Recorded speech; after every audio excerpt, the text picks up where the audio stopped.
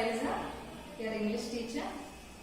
Today we are going to have an explanation on high school English grammar, that is phrases and clauses. Phrases and clauses.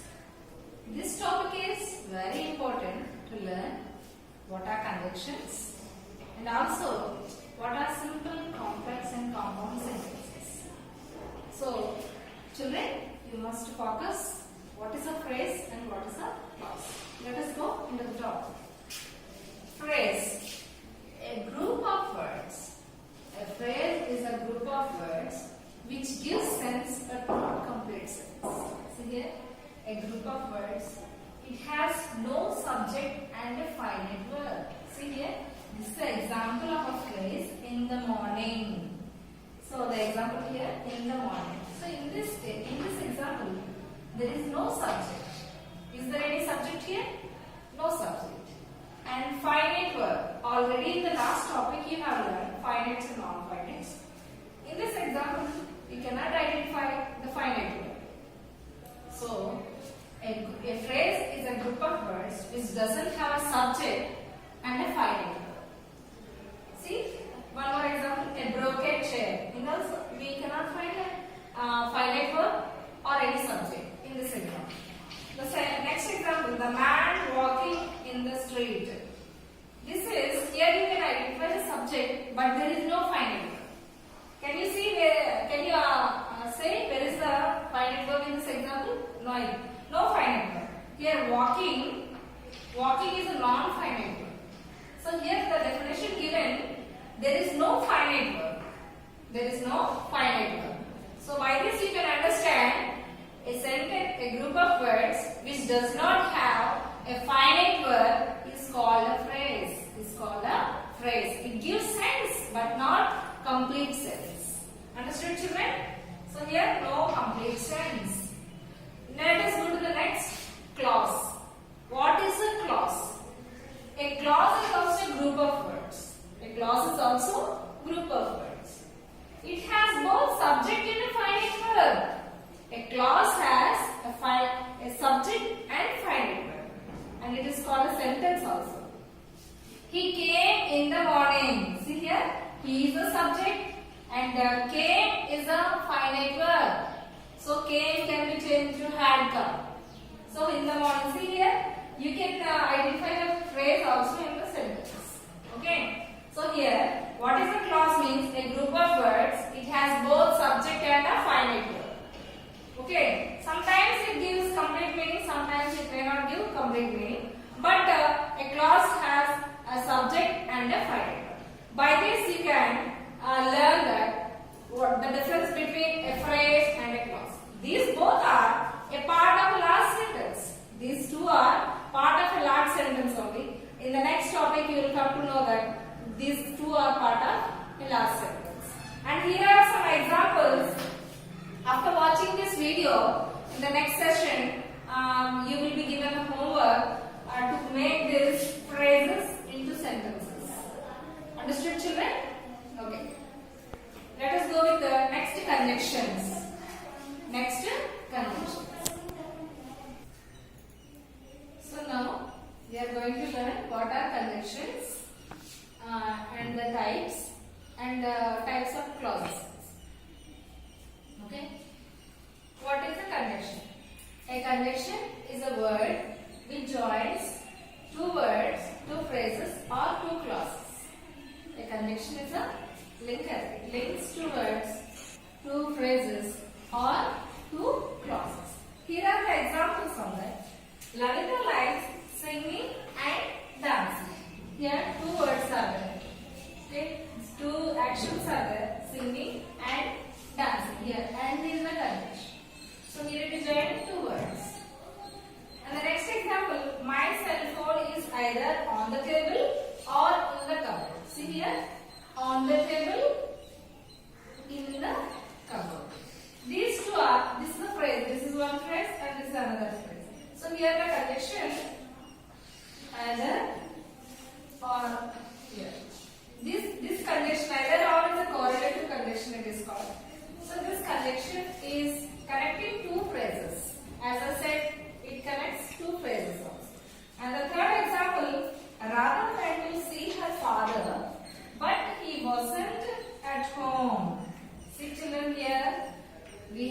two clauses. Radha went to see her father is one clause. He wasn't at home is one clause. Here the condition but is joining two clauses. As per the definition, it joins two words in the first example, it joins two phrases in the second example, and it joins two clauses in the third example. You understood, children? So what is a conjunction? It joins two words, two phrases or two clauses. And in conjunctions we have three kinds of conjunctions. Coordinating conjunctions, subordinating conjunctions, correlative conjunctions. So coordinating conjunctions, here we call it as fanboys. The acronym for coordinating conjunctions, fanboys. F for, A for and, N for not, B for but, O for or, Y for it, and S for so. So here coordinating conjunctions are simple conjunctions. They join two clauses. Next, subordinating conjunctions. Because, after, although, if, though, this etc. will come under subordinating conjunctions. And correlative conjunctions mean two words. Okay, either or, neither nor, but both and, not only but also, no sooner than, as soon as. So these conjunctions will come under correlative conjunctions. Let us go more further. What are the kinds of conjunctions, how they are formed. And related to this, we will learn coordinating clauses as well as subordinating clauses. So here nothing but a clause joined with a coordinating conjunction called coordinating clause. A sentence joined with the subordinating conjunction is called subordinating clause. Let us go deep into that. So until now we came to know what is phrase, what is clause, and what is a conjunction, and how many kinds of conjunctions are there. Now we are going to know more about conjunctions and their clauses also. Like coordinating conjunction used for coordinating clause, etc. like that. So let us go into examples. Coordinating conjunctions. Okay, Rama's house is beautiful and spacious. So in these examples, I want to tell you where punctuation marks are used. Okay, so very important thing, when you are writing clauses using these conjunctions, you must use the punctuations where necessary. Where the punctuation marks are used, let us see. Rama's house is beautiful and spacious. Here only two adjectives are there. And it is connected by a conjunction. We need not use any punctuation mark. Have you seen my book on the table? In the bag or in the bag. Here, this or is the conjunction. In the bag, on the table are phrases. We need not use any punctuation marks. And in the third example, my mother can cook cakes, ice creams, chips and pizzas. Here, the number of words are used. So after every noun, you must place a comma, cakes, comma, ice creams, comma. Okay. So before conjunction, we need not use any comma. So in third example, we must use commas when necessary. And in fourth example, we can go to camp or we can clean the house. See children, here what is the conjunction? Or is the conjunction. And in this example, we have two clauses. In this example, we have two clauses. We can go to the camp is one clause. We can clean the house is one clause. So here, these two clauses are main clauses, coordinating clauses, because these two clauses are connected by coordinating conjunction. See, all is a coordinating conjunction.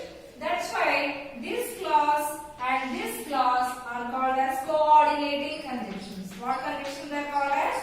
Coordinating conjunctions. Sorry, coordinating clauses. Children, coordinating clauses. Okay, A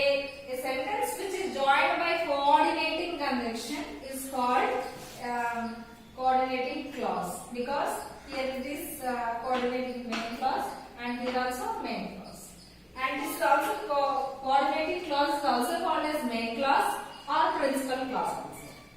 Okay, next example. I am not so hungry, so I will take milkshake. Okay, children. See here.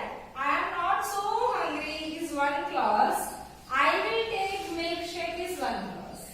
And here, these two clauses are connected by a conjunction, coordinating conjunction. Here we have two so's, no children. Maybe you get confused. In this clause, this so is an adverb. This is an adverb here. It is a conjunction. And this sentence is called this clause is called coordinating clause. And one more thing I have to tell you, a sentence which have two main clauses connected by coordinating conjunction. So they are said as compound sentences. A sentence which have two main clauses, two coordinating clauses are called compound sentences. Let us in the next class I will tell you what are simple, complex and compound sentences. Only regarding this topic just I am saying. So here understood now?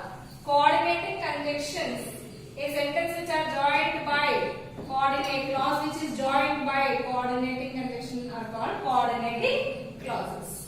Understood children? Let us go with the subordinating conjunctions. Subordinating conjunctions are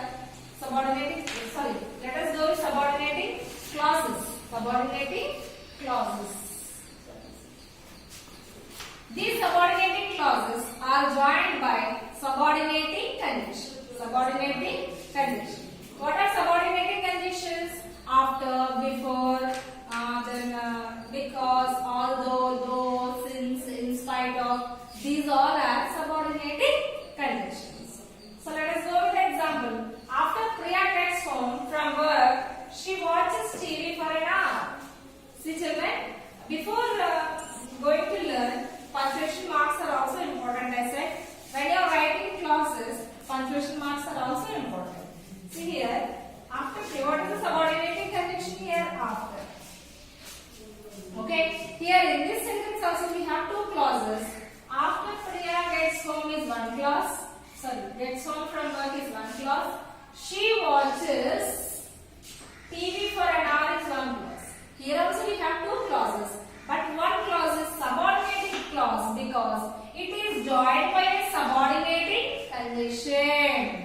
A clause which is joined by a subordinating conjunction is called subordinating clause. And the punctuation mark here you have to place in the middle. Because when the conjunction is in front of the sentence, you must place a comma after the clause. Okay, next example we will see. You can come with me if you are interested. You can come with me if you are interested. See here, you can come with me is one clause. If you are interested is one clause. Okay, so here you are interested in one clause. Here, this sentence is joined by if. If is a subordinating conjunction. So that's why here we have one main clause and one subordinating clause. Understood children? So if is a subordinating conjunction. That's why this clause is called subordinating clause. And this clause is called main clause. This is main clause, this is subordinating clause. Okay, let us go with the next example. Although it is raining, I went home. Although it is raining, I went home. See here, what is the conjunction here? Although. Although is a conjunction. It is a subordinating conjunction or coordinating? It is a subordinating conjunction. A clause which has a subordinating conjunction is called a subordinating clause. See children here, although it is raining is one clause, I went home is one clause. So here, the punctuation mark will come here. And in the second example, you can come with me, you need not use any punctuation mark because already instead of comma, there is a conjunction in the middle. And in the third example, the conjunction is in front, like the first example. That's why you must use the comma here. So here this is subordinating clause and this is main clause. Next, fourth example. He worked hard though he was not interested. Though he was not interested. See here, he worked hard is one clause. Though he was not interested is one clause. So this is a main clause and this is subordinating clause because it is connected by a subordinating condition. A clause which is joined, which is started by a subordinating conjunction is called a subordinating clause. Okay. Next example. In spite of his poverty, he completed PhD. Okay. So here, in spite is a subordinating conjunction. In spite of is a subordinating conjunction. And the clause is in spite of his poverty is one clause. He completed PhD is one clause. So here, this is a subordinating clause because it is connected by subordinating conjunction. And this is the main clause. Understood, children? What are? And the punctuation mark, the punctuation mark you have to place this in the middle because the conjunction is placed in front of the sentence. I hope you understood, children.